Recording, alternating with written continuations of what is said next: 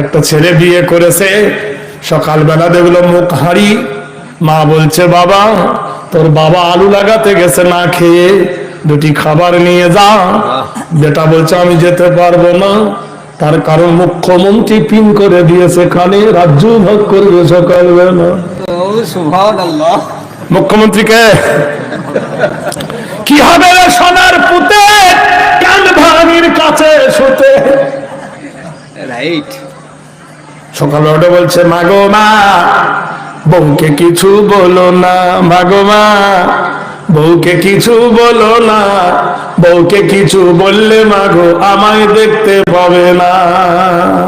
বউ আমার একলা বাপির একটাই মেয়ে, লাখো টাকা খরচ করে দিয়েছে বিয়ে, বরগা টিপি পাটিপি করে দিবি বিছানা, বউকে কিছু বলিস না।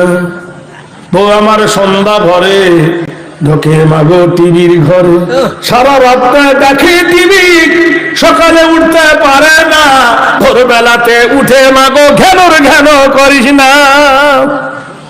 সকালবেলা উঠে যদি বউ বলে চা গরম, ও মা নরম ঠোঁটে গরম সাটা, নরম ঠোঁটে গরম সাটা জড়িয়ে দিতে পারো না, বউকে কিছু বলো না।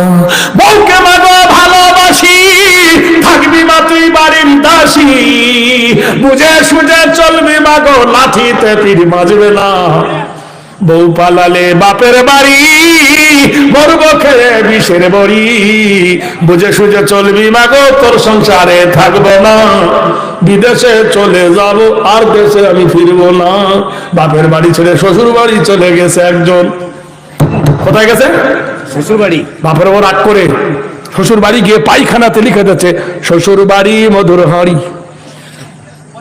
ওর শ্বশুর একটু পরে গিয়ে দেখতে সময়ের লেখা নিচে লিখে দিয়েছে, বেশিম থাকলে ঝেটার বাড়ি।